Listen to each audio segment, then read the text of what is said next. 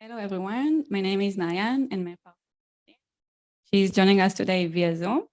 Nardine, are you here? Hi, can you hear me? Yes, great. Great.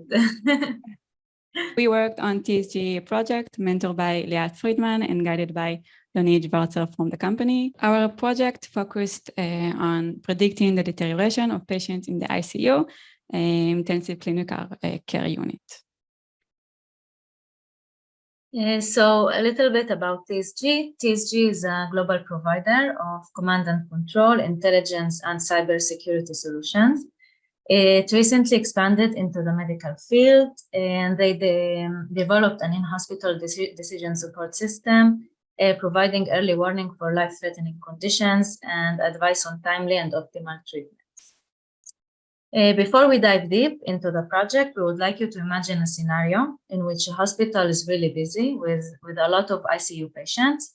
And for the doctors, it is really difficult to know which patient will deteriorate and to whom to give an intervention that could eventually save his life.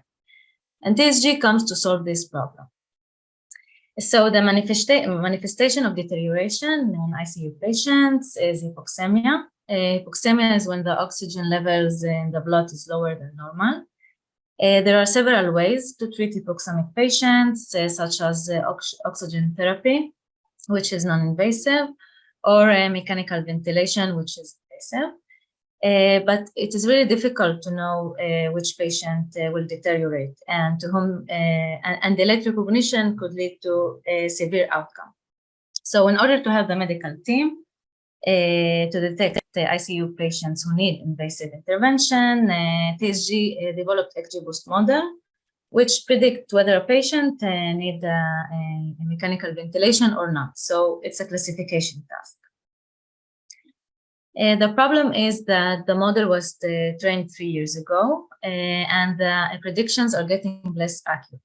The treatment is changing, and new data is generated with different correlations and distribution. And the main problem is that the AUC performance is decreasing. So the main goal of the project is to improve the existing algorithm using a paper that suggests adaptive XGBoost algorithm for evolving data streams. And we will elaborate more on the paper in the next slide. And then the advanced goal is to use explainable AI, such as SHOP, to provide explainable insights to the model's predictions and to help doctors understand the factors that influence the outcome. So the paper suggested an algorithm that is continuously updating an XGBoost model while data comes in a stream. The main idea behind this paper is to create XGBoost ensemble. When new data is generated, we're updating the ensemble and removing older tree if needed. So the process goes as follows. We have our data that is always generated. In the first step, the model makes prediction on this data, and those predictions are used for validation. In the second step, the data is stored in a buffer. The size of the buffer is a hyperparameter that we need to tune. It indicates the amount of data that we want to collect before training the model. It can be 1 month, 2 months, 1 year, etc. Once the buffer is full, we are calculating the margins of all the previous tree in the ensemble, which are just predicted log odds, and we're using them as initial prediction for our new tree. Once the new tree is generated, we are adding it to the ensemble.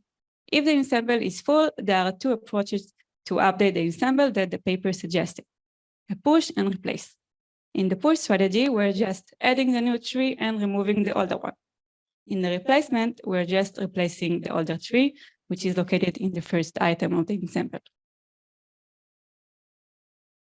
So the success of our project is achieved by getting an increase in AUC over time compared to baseline, which is the AUC that TSG has developed.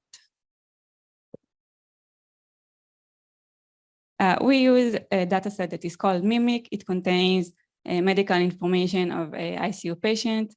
It is a huge database, and we worked only on a subset of 3,000 patients. We had demographic data, which contains static information like age, gender, etc. And we also had vital signs and lab data. which contains more dynamic features like glucose, blood pressure, etc. This is a time series data. Each record represents 1 hour per patient. And of course, we have our label data. This is a supervised task. When 1 indicates that the patient needed ventilation and 0 indicates that he didn't need. Little bit of EDA. On the right, you can see the percentage of patients who needed ventilation versus those who didn't need. And on the right, you can see the count numbers in the vital signs and lab data that needed ventilation or didn't need. You can clearly see that we handled really highly imbalanced data. Some more visualization of our static feature. On the right, you can see the age grouped by the label, and on the left, you can see the gender grouped by the label. We can say that for both groups, we have more older people and more males than females. The feature engineering was already implemented by TSG, but I will quickly review what they did. They fill missing value using an approach of LOCF, last observed carried forward, and they extracted the feature in a sliding window of 6 hours when the target was detected for the 4 hours after keeping a gap of 6 hours between the feature extraction and the target. So at the beginning, we had to do some adjustment in the algorithm in order to fit it to our data. So in the main algorithm, as I said, as time goes by, we're creating a new tree and adding them to the ensemble. In our algorithm, the first thing that we did was to sort the data according to the admission time to the clinic. And then we took half of the patient and used them for training and validating the baseline model that TSG has developed. And the baseline model was inserted to the first place of the ensemble. As time passes by, we created a new XGBoost model with several trees and add them to the ensemble. As you probably can guess, it was really long and really hard research. And in order to track all of our experiments, we use Neptune AI. This is really nice and really easy tool, just a few lines of code in the Python, and we export all of our parameter and result to this application. And later on, it was really easy to review everything together and to choose the best result. Highly recommended. So the first thing we did was to train the baseline model on the trained dataset and evaluate its performance on the stream dataset. So here you can see the results of the baseline, which is AUC of 0.903, and it will serve as the baseline for the adaptive model. So after evaluating the baseline model, we implemented the adaptive XGBoost algorithm on the stream data while having the baseline model first in the ensemble, as Maayan just mentioned. We experimented with different combinations of parameters and training frequencies, including every day, every month, and every year. And in the graph on the x-axis, you can see the months. So here the training was each month. The y-axis is the AUC. And if you look at the black line, which is the adaptive algorithm with the push method, you can see that when we start updating the ensemble, its performance drops significantly. It can be attributed to the removal of the baseline model. So when we start to update, the first model to be removed is the baseline, which contains a lot of information. The red and green lines are the adaptive algorithm with push and replace, but without removing the first model. We can see that the performance do not drop significantly. However, it still do not exceed the performance of the baseline. So as we mentioned, we did many attempts, and the issue was that the algorithm from the paper didn't work on our data set, and it gave us really bad results. One reason could be that our data was is really imbalanced.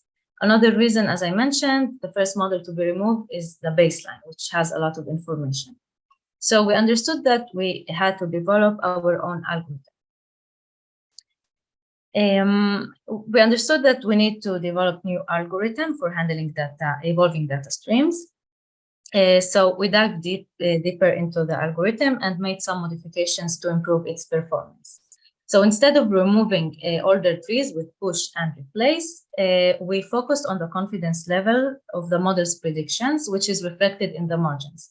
So the margins are the predicted log odds with a value of 0, indicating a probability of a half for belonging to the positive class. So models that have margins close to 0 has low confidence in its predictions. So instead of push and replace, we updated the ensemble by removing the model with the lowest sum absolute margins. This way, we eliminate models that are not confident. After that, the new model is appended to the end of the ensemble. The calculations of the margins was on a changing validation set. So it goes as follows. We have the trained data, we have the baseline model and the stream data that continuously coming and filling a buffer. And in each time period, we pull aside a validation set, which is not used for training. And when we get to the update phase, we calculate the margins of each model on this validation set. And this way we know which model to remove. So with this algorithm, we choose wisely which model to remove. So what are the results of our new algorithm? Here you can see the new algorithm with the buffer size of 3 months and a changing validation set every year. You can see here that the AUC is 0.916, which outperforms the 0.903 of the baseline model. We also wanted to compare the baseline model and our new algorithm to retrain with sliding window, meaning that we retrain XGBoost model from scratch on data that moves in sliding window. Also here we experimented with different training frequencies and different training criterions, such as training when the buffer gets to 0.5% of patients that need ventilation.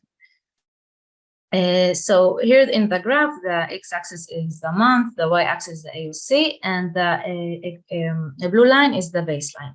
And you can see that all the retrained models outperforms the baseline with 0.5% and 0.4% achieving the best result. Here you can see a summary table of some of the experiments that we did. We compared the new algorithm and the retrain with the baseline, and we also compared the training time of our algorithm and retrain. You can see that for our algorithm, what got us the best result is when the training window was 3 months.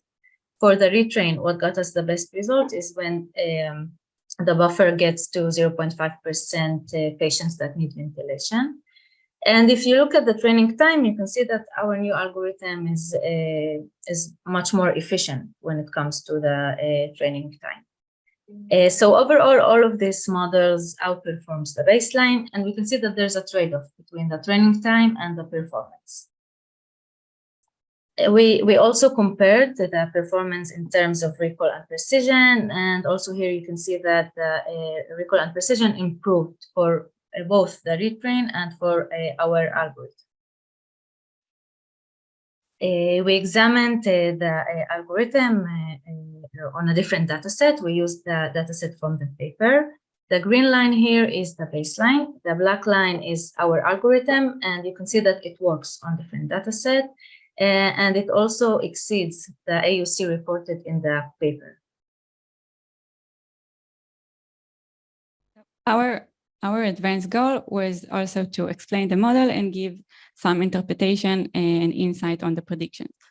SHAP is a game theoretic approach which explains many machine learning models. It uses SHAP values to indicate the contribution of the features. High SHAP value indicates high contribution. In here, we analyze the true positive group. We took some patients and we chose 2 top features. In figure A, you can see the behavior of creatinine. The x-axis represents the time, and on the right, the y-axis represents the feature values, and on the left, the y-axis represents the SHAP value. The red dotted line represents the label, the time when the patient needed ventilation, and the green dots represent the predicted label, the predicted ventilation. So overall, you can see that there is almost full correlation between the feature value and the SHAP value, indicates that the high contribution of this feature to the prediction. In figure B, you can see the behavior of a partial pressure of oxygen. And in here, there is an interesting thing to see. When the value of the oxygen is constant, we can see that the model still predicts that this patient needs ventilation. And we see that the sharp values are getting higher, meaning that this feature has some other interaction with other features that contribute to this prediction. Another interesting thing to see here is that the model successfully predicts that those patient needs intervention already in early stages. So insights from our project, tuning the hyperparameter like buffer size and training frequency increased the predictive performance.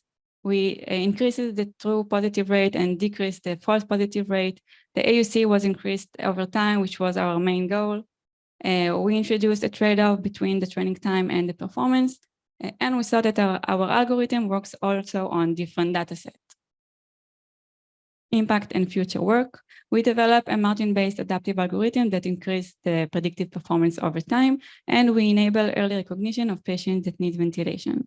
Future work, to examine the algorithm on additional data sets and to deploy the algorithm in real hospital settings.